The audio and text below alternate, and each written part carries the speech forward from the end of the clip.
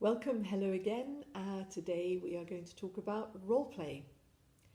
This is a technique that's used very much in the arts industry, and as I may have mentioned, this is for me, doing this kind of work, an absolute transferable skill, because the arts industry is where I have lived and been all of my life.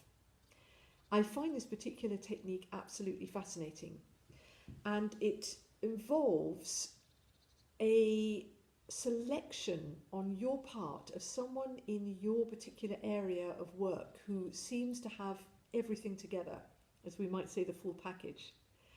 And you look at the qualities that make them so good at what they do and think to yourself, I wonder if I could actually adapt some of those towards my work, what I do. It's in the case of as of being a pianist now, I can think of names that come straight to mind of pianists that I emulate, and I watch videos of them constantly because they have so many qualities. They are so compelling in the way they interpret their works. Their technique is so fluid and natural. And names like Michelangelo Dinu Lipati, Marta Argerich come to mind absolutely immediately, and we can learn so much from these fully actualized people who are, by the way, using the zone all the time, of course, that stage of mind to be able to perform at that level.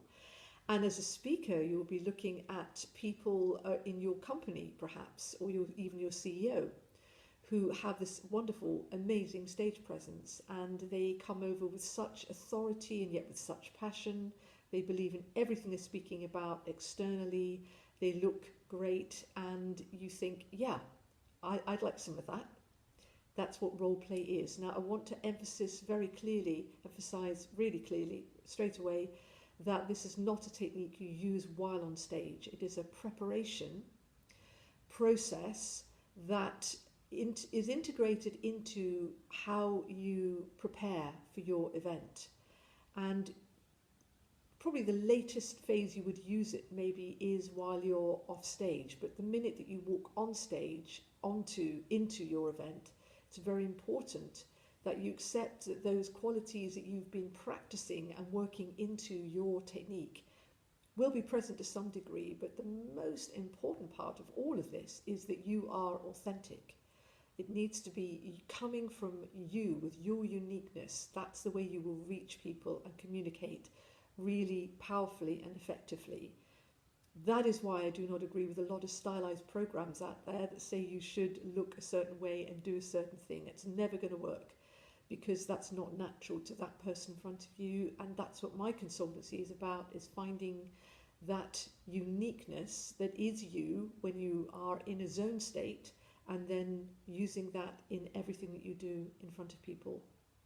So I hope the role play has been a bit of an insight or of interest to you.